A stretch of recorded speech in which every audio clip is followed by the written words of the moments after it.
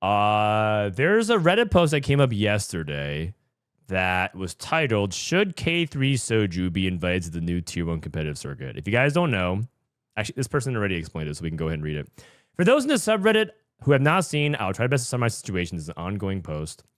Their teamfight tactics at LeagueOfLegends.com introducing a new Tier 1 circuit for TFT esports. For the next set 15, the top 32 players in each region will play in the new Tier 1 format. The Golden Statula, we know as regionals, will happen over 2 weekends instead of the current 3-day single weekend. That's exciting. This new regionals has 3 phases, a play-in, a weekend 1, and a week 2. So that's going to be great. I like that a lot. I like spacing out regionals, builds up more story, so on and so forth. The top 32 players will gain qualifier points over the set, which will qualify them to a phase. The more points means the higher the phase equals closer to Worlds. So if you do well on the pro circuit, you go to week 2 directly, which is basically where we are right now. If you do badly in the circuit, you play in week 1. And if you are the worst players, you go to play-ins, and you're basically on the verge of relegation. Now, I wanted to say that the format summary for the people who have not seen, the real point of this posting is how do players in the current set 14 qualify for the new upcoming format. Set 14 regionals is coming up this weekend, and the top 28-32 will qualify directly to the new Tier 1 system. The 4 remaining spots are invite based on Riot's decision making. Now, the interesting discussions I have read is, should k3soju get an invite? His most recent banning by Riot means he does not qualify to regionals, so he cannot make the 28/32 for Tier 1. k3soju place in Tier 1 system depends on the invite from Riot. Right, so Riot kept 4 spots available to invite whoever they want. Should Soju get one of those votes? To remove my bias, I will say I am a big k3soju fan. I think he meant to reveal my bias. I watch him for fun and for learning to no kappa. If you ask me at the start of set 14, should k3soju get an invite? My answer is 100% yes. He is the face of TFT and a fan favorite. However, we now know he was banned for 1 tournament for accounting sharing with Spencer TFT, Prestevent, Setsuko, and Phenoxia. And I read a very interesting discussion on Dishsoap Discord between Kana TFT and Dishsoap and others. Here is an album of screenshots of the discussion, which is full of good points. Riot has a hard decision on their hands. Like Kana TFT is saying, should the popularity of k3soju give him a direct invite to the near Tier 1 system, when his invite would be a contradiction to his banning? The value and beliefs of Riot were the reason for banning k3soju since he broke the rules, but inviting him now would mean going back on his punishment. Let's go ahead and read the screenshots. Apparently, this is from Dishsoap's Discord. Dishsoap, yesterday at 1:17 a.m. This pro league influencer slots invites are going to be crazy. Kana, given that there's only 2 LATAM players in regionals, I think at least one of these spots is going to LATAM. Dishsoap, yeah, but then if you invite a LATAM player, then one of Ego, Lucas, Malala, and Soju are out. And, for example, if me or Wasian bought for our regionals, it gets really crazy. Kana, it's going to be rough however you slice it. I think of your list, Soju is out. Dishsoap, Riot would be very, very dumb to not invite Soju, so they might do it. Kana, the optics would be horrific if they do this to invite Soju. Dishsoap, I think the amount of people that care about that is 30x by the amount of people who want to see Soju compete, maybe 100xd. Kana, it's not about the unwashed masses caring or not. It's the reputation of the company and how you talk to sponsors about your ethics. And this is, by the way, a public Discord. I think if I go to Dishsoap's Discord, Kana, Dishsoap, why is there a Reddit thread about a convo here? XDD. It's actually literally from, I can just read straight from the source. If you're like, are these screenshots real? They're straight from the source. A lot of emoji reactions. Kana, it's not about the unwatched. Oh, wait, we read about that. Dishsoap. I don't think count sharing is that serious when it wasn't done to cheat or anything. Kana, shrug. Marcel, yeah, I think it just violated the terms of service, but given they weren't account sharing to make snapshots, I don't think it was ethically wrong or anything. Would be surprised if any competitors would actually be upset at Soju getting an invite since it brings way more viewership to the events you'd be competing in. Dishsoap, to me, it depends on who is making the decision. The small TFT esports who probably only look at Worlds appearances or business side of Riot that knows including Soju is a no-brainer. And I would never consider doing this, but I'm in a unique spot where I'm kind of incentivized to bot 4 regionals because I think the 28th best regionals players is worse than whoever they could invite, and they would invite me anyway, so I have an easier set 15. Kind of fucked, but saying this now, if I do go dead last on accident, it looks really sus. I mean, the thing is, I could have not gone to regionals in the first place, XTD. So Dishop is saying that if he goes bot 4, then let's who's the worst player at regionals? Let's just say Dihua. If Dishop thinks Dihua is terrible and he wants revenge, he actually should want Dihua to get into the pro circuit next set, so that way he can farm him in set 15. So Dishop would want to go 29th and Dihua to go 28th. That's what Dishop is saying. If he says he has perverse incentives. He's not going to do that, though, because I think he's too much of a competitor to do that. Kana, business side of Riot looks at big picture and long term, or at least they should. Supreme Kitty, by the way, certified yabber. Supreme Kitty is also in my Discord, and they regularly post like this, like long stuff. I think what everyone's getting at is not inviting Soju on some abstract ethic grounds on the idea of theoretical future sponsorship by finding out and then somehow researching the situation enough to care about, but not enough to recognize that it was a violation of the letter of the rules, but is it not spirit, versus the actual non-theoretical reality of Soju's viewership and the certainty of sponsors asking about viewer numbers? Yeah, I think I'm with Dis Marcel. Even from a long-term POV, Soju invite is kind of a lock. I'm also thinking, in comparison to MTG, sad attempt at a tier 1 scene is repeatedly laughable for low viewership. She's talking about the Magic Pro League. The Magic Pro League was a disaster, but for many reasons. I can actually talk about why the MPL failed, if you guys are interested in that. Also, I think for sponsors would know/care a lot more if it was Setsuko instead of Soju, even if it had the same viewership. Violating some random item in a specific game's rulebook than the average non-gamer would need some explanation to even understand the purpose of is vastly lower in priority than, quote, actively antagonize a whole region of viewers the whole sponsor should be aiming to the market to, end quote. The latter's effect is biz-wise is pretty obvious and you need to understand the former less so. Semaphore sums up why I had no interest to watch the finals. Semaphore's replying to the NBA. Lou Dort, OKC, and Scott Foster. So the Magic Pro League, if you guys don't know, Magic Pro League was an online-only competition that qualified to an offline finals. There's multiple reasons about why the Magic Pro League failed. The first is that it was pre-recorded. And I just have to say, pre-recorded events are just less interesting. It just is. It's just not as interesting. Second of all, there was no webcams. So it's pre-recorded and it literally just looks like the game. No cams, no nothing. Just commentary over gameplay. The finals was good. The finals, if you got it, also the finals only had 8 players. And so there weren't like that many people. Like it wasn't like a big scope of that. And so like it didn't feel like that hype because it was like, okay, well, we only see 8 players. I personally think that these are much more exciting the bigger they are. That's not as big of a factor though. There's a ton of money though. There's a ton of money to be won in the Magic Pro League, but yeah, that's what they're referencing. Anyways, low viewership was a big reason why it closed down. They had big names, but it wasn't enough. Kana, are people aware that this is the second time Soju has been banned for account sharing? He did it when he was a league pro, and it came with a side of elo boosting. Whoa. It's pretty heavy-handed, man. First of all, I wouldn't exactly define k3soju as a League of Legends professional player. Let's get that clear. Hold on 1 second. k3soju, League of Legends. Michael k3soju Zhang is a retired League of Legends esports player, previous top laner for Enix. For 7 days. He played 1 game where he got 0 kills, 0 deaths, and 5 assists. Pro League of Legends player. On June 30th in 2016, k3soju received a competitive ruling for elo boosting with a suspension effective at June 10th and up for review on September 10th. Was signed by Cloud9 as a teamfight tactics player in August 9th, 2019. Became a full-time TFT streamer and pro ever since. Oh, hold on. That's not true. He played 2 other games. His career stat line, 0-1 on Gnar. 1 kill, 6 deaths, 1 assist. Career stats on Trundle, 1 game.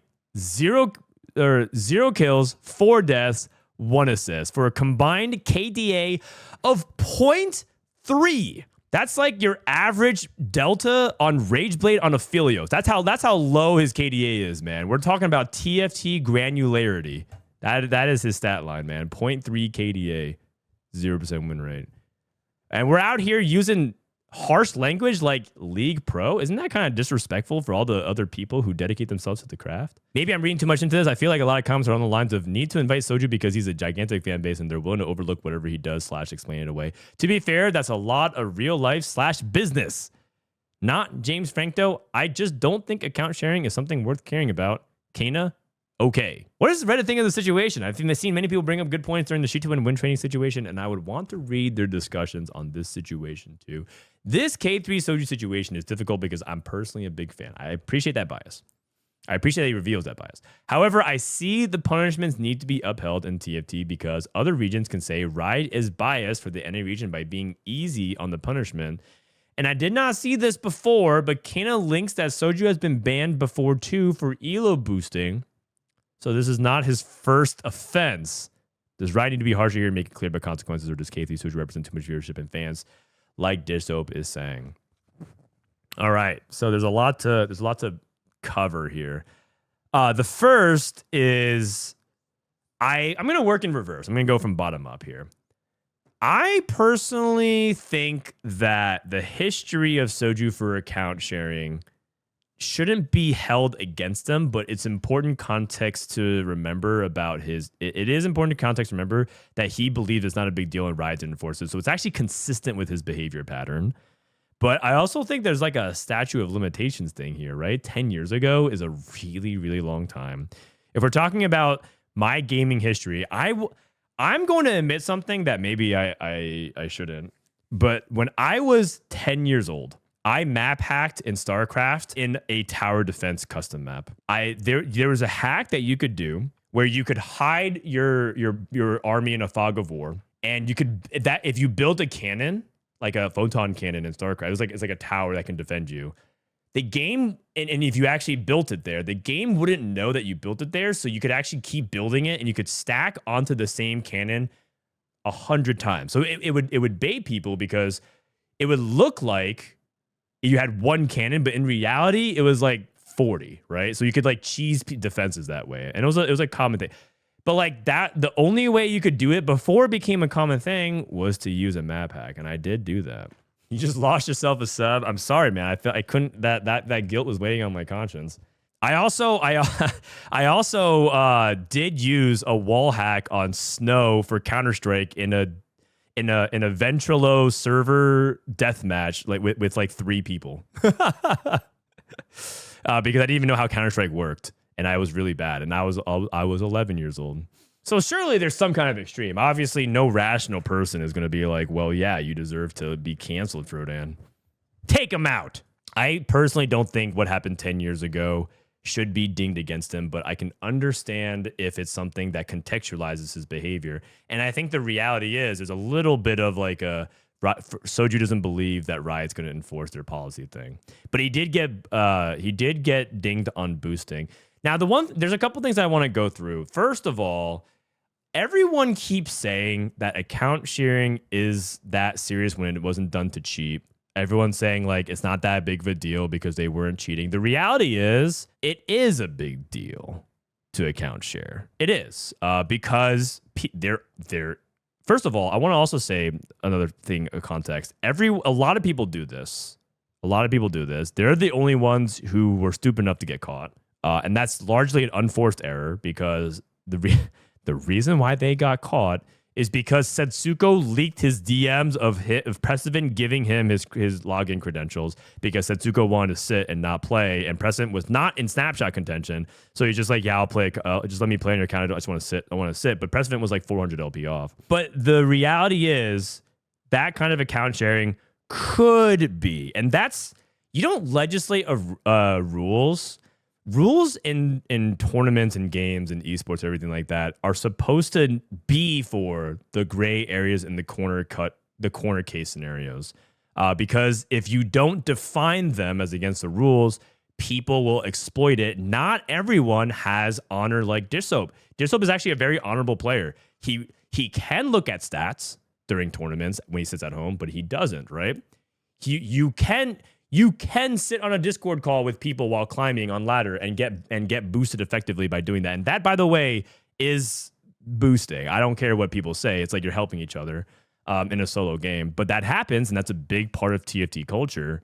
But but he doesn't do that. So like, there's a lot. I mean, okay, sorry, he does do that from time to time, but Dissob actually plays worse. There's actually something that you guys don't know, but Dissob actually did play in call a couple of times this set, and I think he lost like 400 LP doing it because he doesn't excel in those situations. He doesn't like distractions.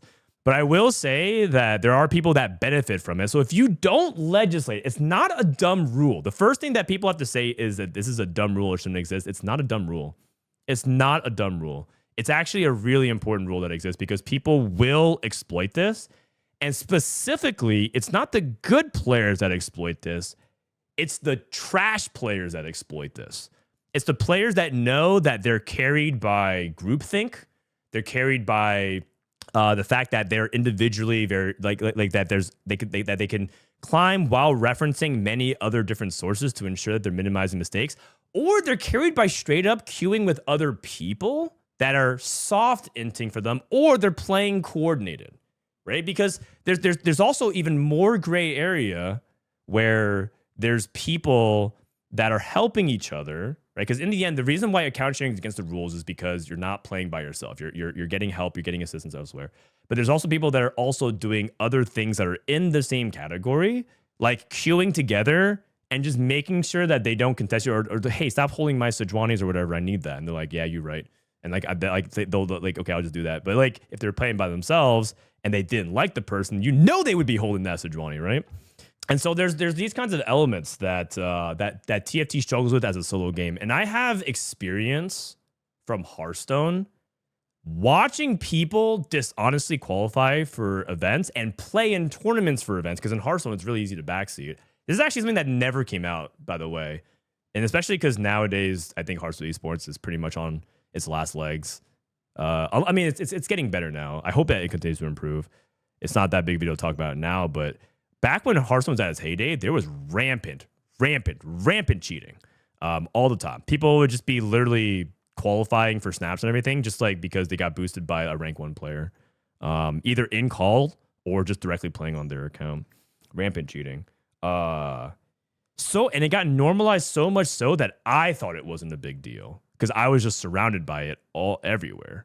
And it was specifically in weaker regions as well that were doing this. Not just it was very common in the popular regions, but it was also, so if you think if you think that like it's just isolated to just Soju and his group of friends doing it this one time, you are naive. You are extremely naive. This is something that happens everywhere in TFT. They're just making an example out of them because they were stupid enough to reveal it, and then someone reported it and reported the entire group, and then they got it. But if they report it, I'm willing to toss out a bet. I have no specific names, but I'm willing to bet that there are, like, I would say that many people in regionals also are in danger of getting banned from all regions. I'm not even going to say like if it's from like NA or whatever. I would say it is because I don't know. I don't have evidence, but it would be.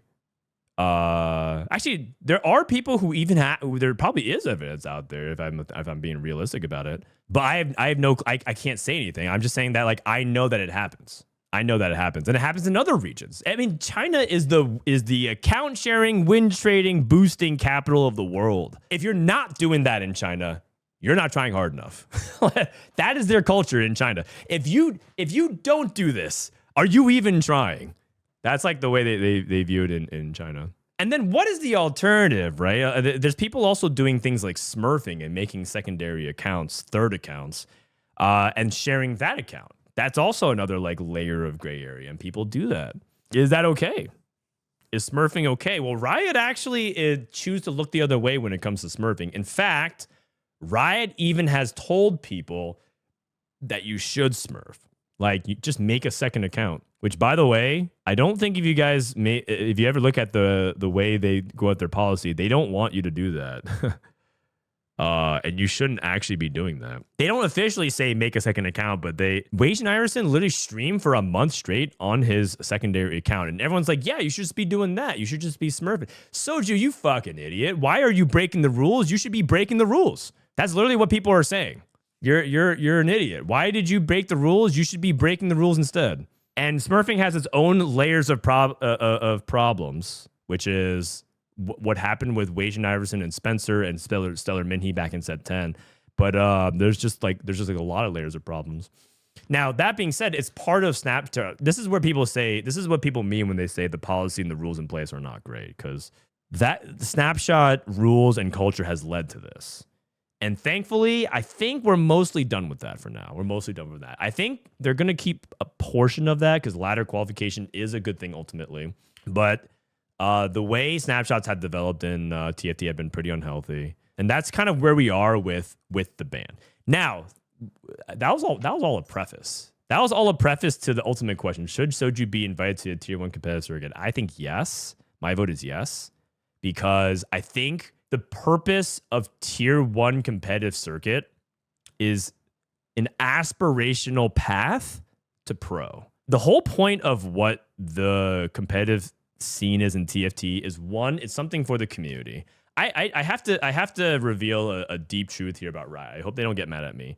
They don't talk about this very often, but this is actually a secret within Riot Games esports. TFT esports makes no money. It doesn't. It's not profitable. There's nothing that Riot has ever done to even earn anything close to justifiable ROI.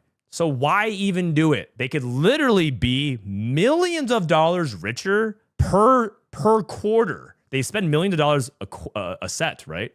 On a per quarter basis, they could be millions richer if they just didn't do TFT esports. And I know it sounds like crazy, like millions of dollars. Yes, because they do all this stuff across the entire world. Because it's not just like they do something for Americas. They do that ex-EU, ex-NA, or ex-APEC. And then China runs their own thing, but that's also technically costing them money. And then they have staff that covers that, and they do it multiple times a year. And you guys know how multiplication works. It goes crazy. It's millions of dollars. They could be so much more rich if they just didn't spend money on TFT esports. So then the question becomes, why do it then? Why do it? It's because it's for the players. It's because they know that this is something, because they want to be player first. They want to do something for the competitive scene.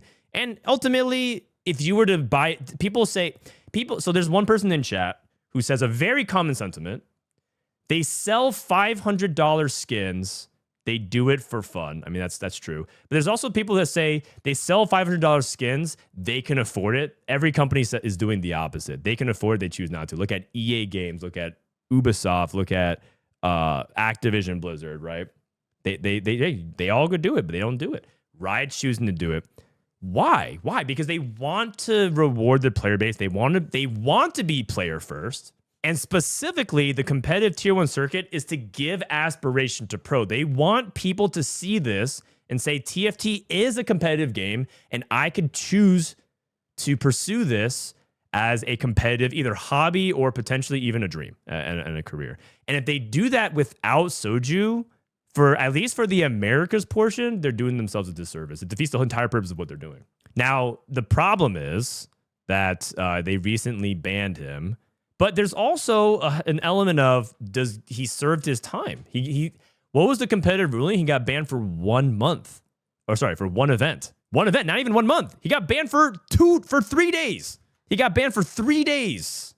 He served his time. He broke the rules. He served the time. If they wanted to punish him further, they could have said we ban him until the end of the competitive set, or like he's not allowed to. Like they did that with Setsuko. He served his time. Why shouldn't he be eligible to be voted in? It's the timing isn't great.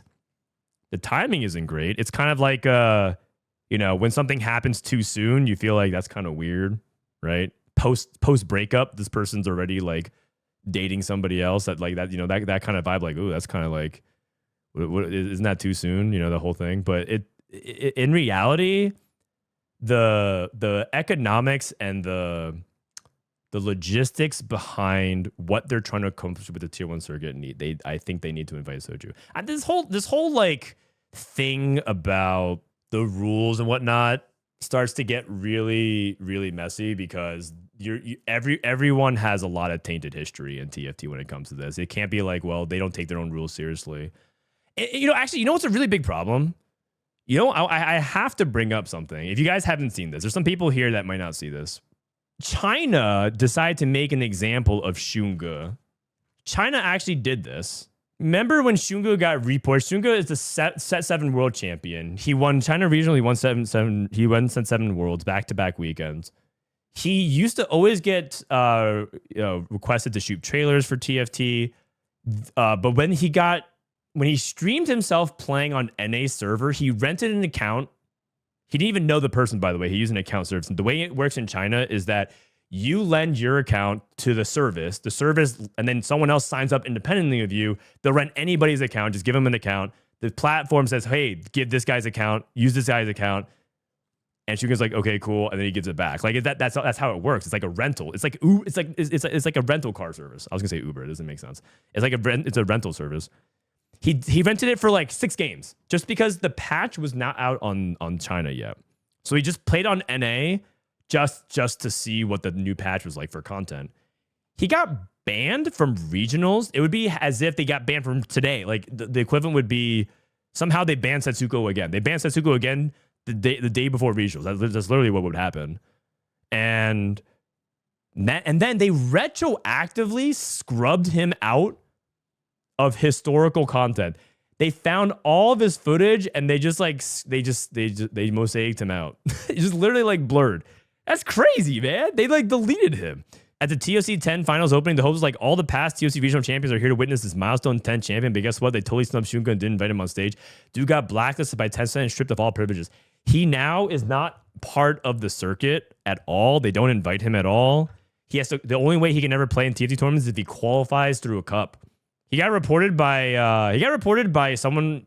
People say that it's Beppo Carrot. I don't think it's Beppo Carrot. I think it was somebody else. The reason, and Setsuko got allegedly, this guy Mattia Acosta also reported like the Vitality guys because he said some pretty awful things. He said some pretty awful things in game chat. People un-VIP'd him. He was like VIP in some channels. I'm not sure who, but he would just say like actual like bad stuff, right? I don't even know what this word is, but I'm assuming that's not cool. So he's just being like very offensive. So some people and he got mad that he got quote canceled, which is not even, if you get un-VIP, that's not even canceling. So he reported a bunch of people. And the reason why I know this is apparently he's claiming credit for it. Why would he type that? I don't know. I think he's not mentally well. And that's just, you don't type that if you're like all there. He's probably going through stuff, but that doesn't excuse his behavior. I think the Chinese circuit, I don't want that to happen, right? And I think that like China goes kind of crazy for it. And I think this is the position that Riot's in. They have to say, on the one hand, China's like, the West cries out about Shi2 Ren. He gets punished. And then we punish Xunga, but they don't punish k3soju. This is the position Riot's in. Obviously, a lot of this is on the player. In the end, Soju knows the rules. He's a grown-ass man. I love saying that he's almost 30 years old because it's true. He's almost 30 years old. He's turning 29 soon. He's a grown-ass man. He's an adult. He should know the rules. But also, Riot kind of put themselves in the situation as well. It's not like they're completely absolved from the situation as well. Like they put themselves by like the way they backed themselves into the corner with the way everything's set up, from the rules to the way they enforce the rules to their historical precedents to everything. So it's difficult. They're putting themselves in a difficult spot. Because the answer to all this is yes. Does Riot need to be harsher here and make it clear about consequences? Kind of yes, kind of no. Does Soju represent too much viewership and fans like Bishop is saying? Yes, that's also true. And that's the tough spot that they're in. Personally, I would say history is going to be fine if you let Soju in. I think it does get altered if you don't. I personally think that it's important for Soju to be part of the tier 1 circuit, personally. Particularly because TFT esports is still in like a fledgling state. It's not like some mature product that can, because the argument would be we can survive without Soju. It's true. if Soju stopped playing TFT today, would Riot still make TFT sets? Yes. Would Riot still put out TFT tournaments? Yes. Would we still have world championships? Yes. Would we? In fact, it's Soju doesn't even make worlds anymore since that 7. So we still have that. But would the product be worse for it? Absolutely. And ultimately, I don't think like people say like, oh well, you know, Tyler 1 or Kadrill. League of Legends is way bigger, and the ecosystem is far more diverse. I feel like we're a way smaller pond. I think Soju realizes that. I mean, obviously he didn't think about the consoles before, but he definitely certainly knows it now, and he's not going to do that kind of stuff. He's not going to. I don't think he's going to do it moving forward. At least I would like to think so. I mean, the reason why I hesitate is because I honestly don't know. I don't want to speak for him. He's been good to TFT despite breaking TOS and have a history of account sharing. I mean, there's an element of the invite criteria of like their contributions to the game. There's a big amount left on the table, so just not part of it. So my vote is yes, and I think that's basically it. If Riot's like, we'll take a vote, I will officially say yes is my vote. I think it'd be silly, and especially because the people are like, well, you know, we have what about like one player from LATAM, one player from Brazil, one player from NA? I mean, I agree that representation is important, but that doesn't mean you can't have Soju. There's four players. You could have 1, 2, 3. You could have you could have like the best worlds players from each region plus Soju. There's enough. There's 4 slots. You're acting like it'd be crazy for Soju to take one of the 4 spots. Soju has taken months off streaming at once, and no one compares to his viewership. But you do have to also remember as well. Okay, first of all, Twitch is a small section of TFT viewership, but that's where tournaments are mainly held. If Riot does want to grow it, ultimately Soju is a portion, but not the entire thing. But he is a very influential person in the English-speaking community, though. That is a big thing too. And Riot might be if they say no, it's because they think they see the bigger picture. Also, it's the reputation of the company and how you talk to sponsors about your ethics. Like yes, but companies are only loyal to their ethics if it affects their bottom line.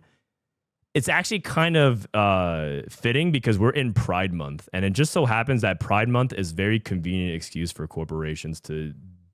Like some corporations are doing it for the right reasons, but like a lot of them just like happen to have ethics about things if it benefits them and their customer bottom line. A lot of these people don't give 2 shits about Pride Month in reality, but they do it because they think that they should, right? Like because it's also who's sponsoring TFT, man? No one's sponsoring TFT. I guess that's the hope that they can get there though. And if they do sponsor TFT, it's not because the viewership is there. We're just not there yet. The best way for TFT to get to that profitable or that like they can start making their investment back would be to create a more open ecosystem. TFT is supported by people paying for tickets, people buying things directly to the esports product, because there's so many participants. And it's less about look at how many people are watching Counter-Strike, right? You think we're ever going to get to this point? 1.x million people watching Counter-Strike and everything like that? No. Maybe it could, maybe it couldn't. I don't know about that, but I actually prefer TFT to go more towards things like fighting games. We're supported more by the passion of our community members. We all kind of pitch in. It's about all of us, not about like the teams on stage, but it's about everything. The whole entire ecosystem, as I was talking about. The counter sharing is not the end of the world. It's not like they openly cheer something worse. It's the counter sharing, but it's not during snapshots. But that's so yes, but I do have to take the counterpoint because I think it's dishonest to say that they didn't cheat. They didn't cheat because they ran it down, but if they ran it up, that's technically cheating. Like if Soju queued up 10 games and got 200 LP, I don't think whoever account he played on would be like, you know what? That's not cool. I'm just gonna go 8th 4 times. I don't think they're going to do that. What was peak Hearthstone viewership? About 300,000 on Twitch. And that's not counting other channels as well. It doesn't matter if there's no tourney slots. It doesn't matter. You're right. It doesn't matter if there's no tournament slots, but they did play on other people's accounts during snapshot period. That's a fact. And who cares about 200 LP? You're right in the context if that person doesn't make it, but it could have mattered, and they do. That is important. How many people had to get banned for Greg to make it through to day 3? 4 people. If Greg simply played his way through snapshots by 4 slots, it wouldn't have mattered. They played during snaps. The reason why it happened was because they were sitting for snapshots. That's the reason why it happened. The reason it happened is because they were sitting in the first place. They don't just account share because they're bored. They are bored. They're account sharing because they wanted to sit for snapshots. They were too high, and playing is too big of a risk. This is more attacking the people who say that it's not a big deal. It kind of is. It kind of is. Like, it's not because of the contextual reasons surrounding, but the act of it itself is a big deal because dishonest people are going to exploit that.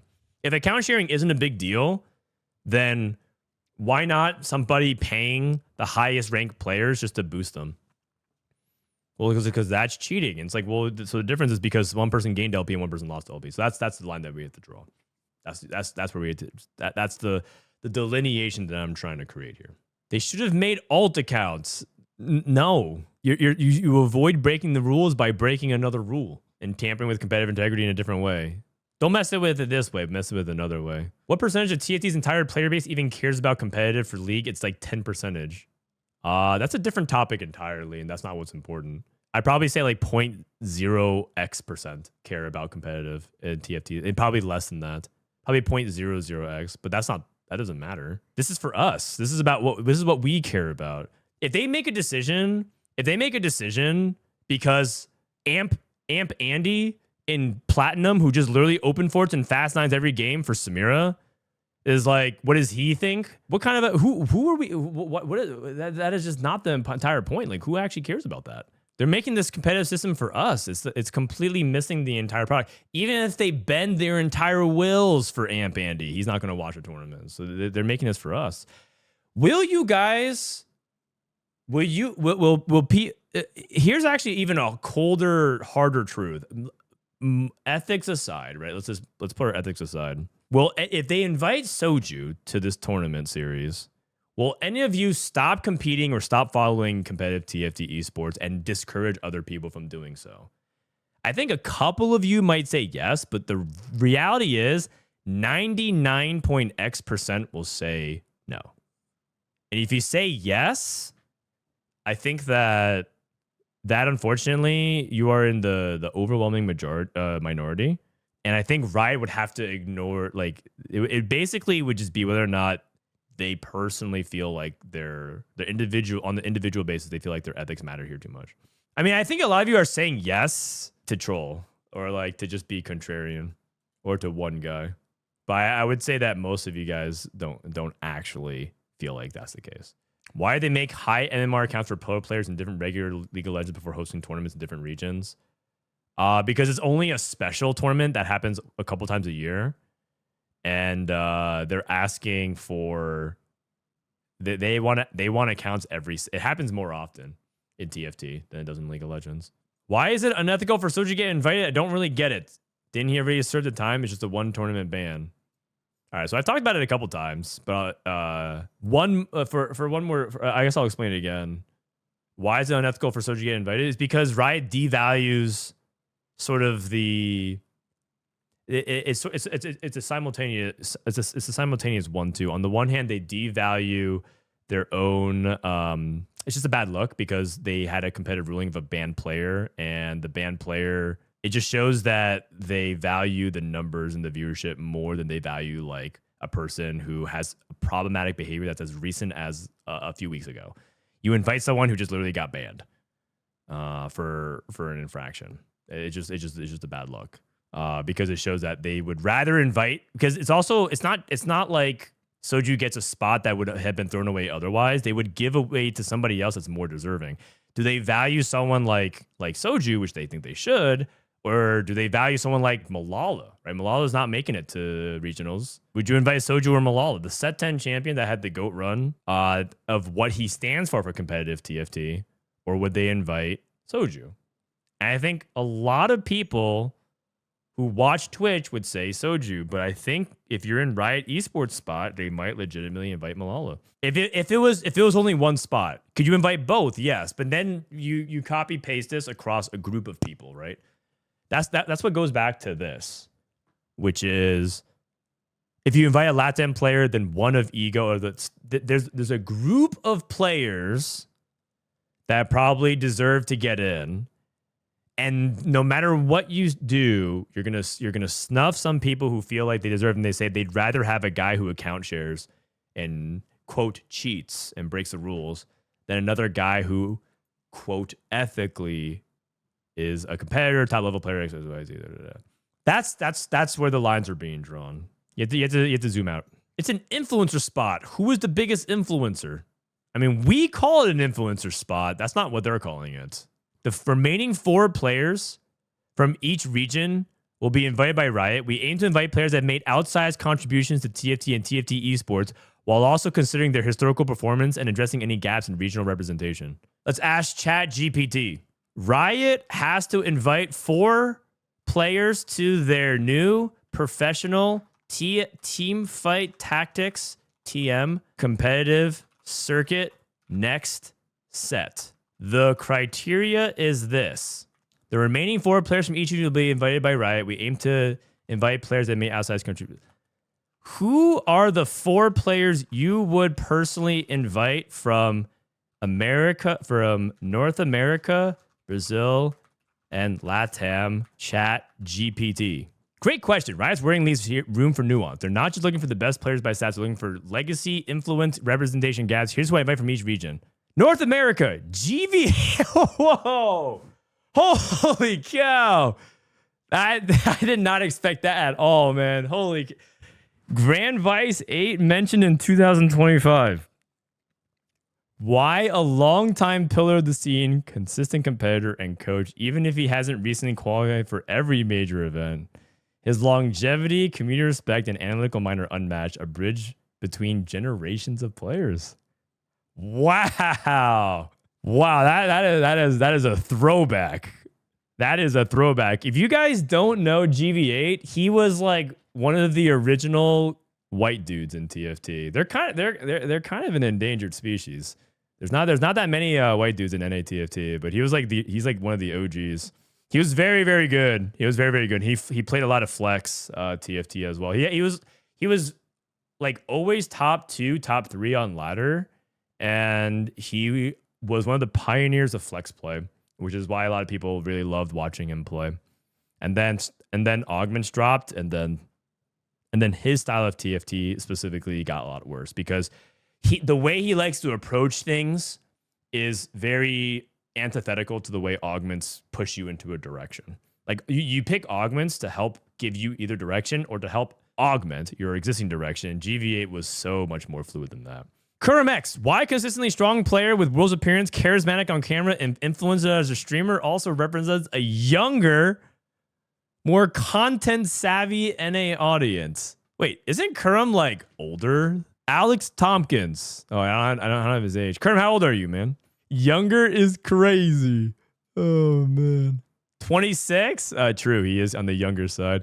Spencer TFT, one of the most dominant ladder players ever. While he hasn't had the same tournament success recently, wow, this is outdated. His legacy as a that was outdated, by the way, nothing else. While he hasn't had the same tournament success recently, his legacy as a player who redefined early TFT metas and pushed the boundaries gameplay deserves recognition.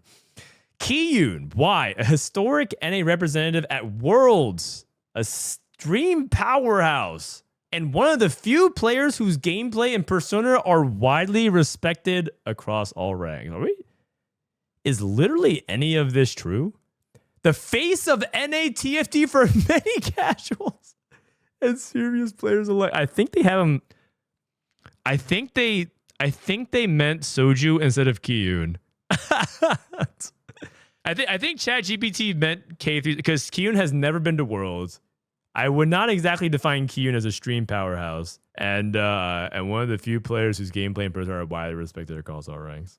Note, I'm leaving off Dish Soap, Setsuko, and Robin here only because they already tend to qualify on merit. These 4 fill legacy. I mean, he's not wrong. He's not wrong, actually. Damn. Okay, he clocked it. He clocked it. Brazil, Chi2X. This guy is Chinese. Revi, Narquez, and Sir Mythios. Latam, Mata, Yatsuhashi is Japanese. Are these even real players? Did you mean k3soju instead of Kiyun? Great catch. And a very fair question. No. I intentionally listed Kiyun over k3soju. But the two are obviously both titans of NATFT, so let me explain the reasoning and where I stand. Why I picked Kiyun. World's pedigree. Kiyun qualified for World in Gizmos and Gadgets. Not even remotely true. And has deep tournament experience. High skill respect. Among top players, Kiyun is often cited as one of the best, quote, pure gameplay, end quote, minds. Still not even true. 0 for 2. He's actually quite a D-gen player. He one-tricks a bunch of stuff, and he open forts. Era spanning relevance. He's been elite since set 1. Still crushes ladder when he tries and helps shape competitive TFT in NA's early years. I think Kiyun started playing in set 3.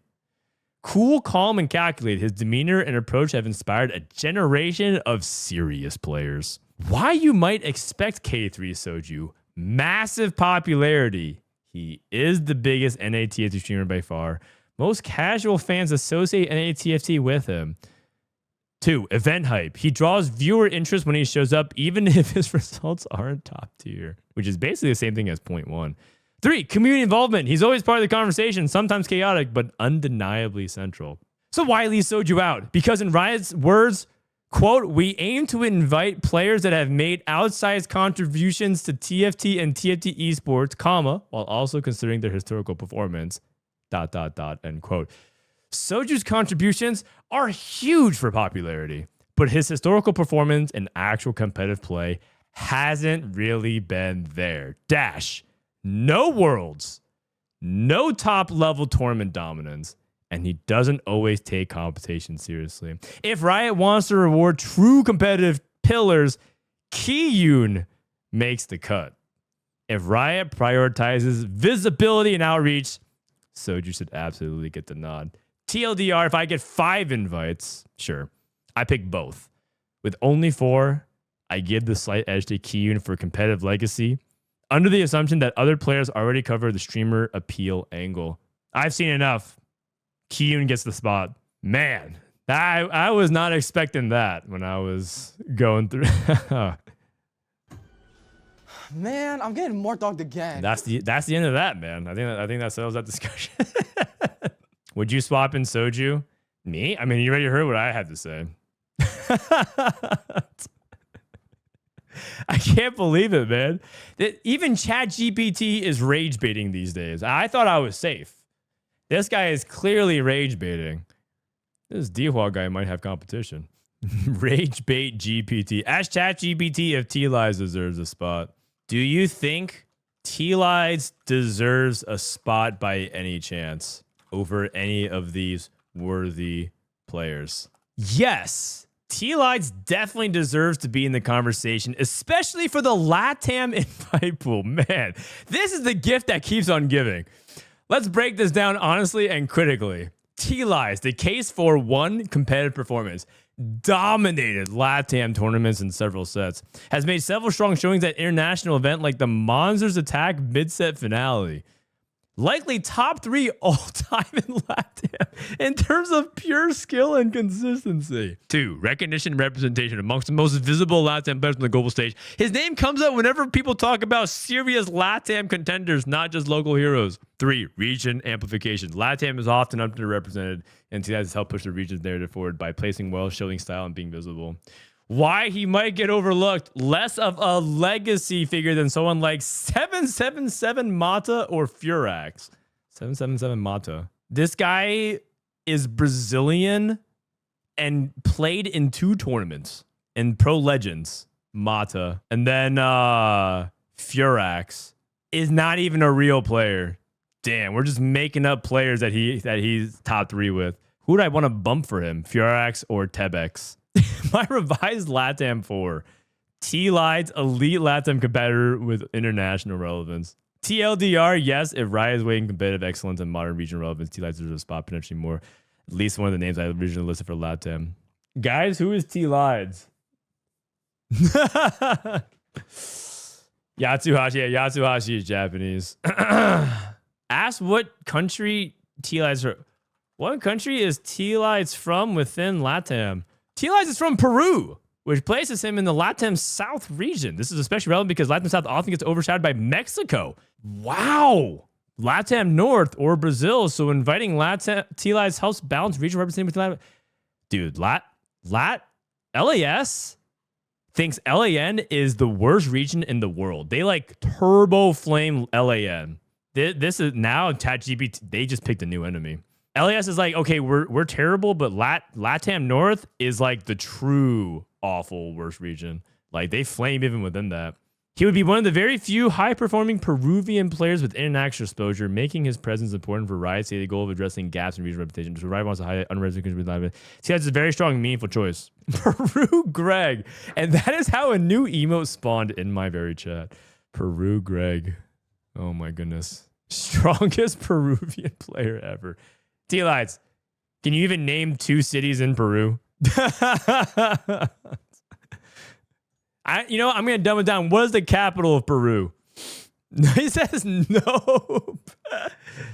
Do you like this personality? I do, man. I do. Thumbs up. Lima, Oscar Lima. Yeah, that's true. T-Lights, my favorite Peruvian LATAM player. Honestly, it might be a sign, dude. If you move to Peru, you might get you might get the world's LATAM spot. Ask where Frodan's from. Do they know where I'm from, man? Where is Frodan from, by the way?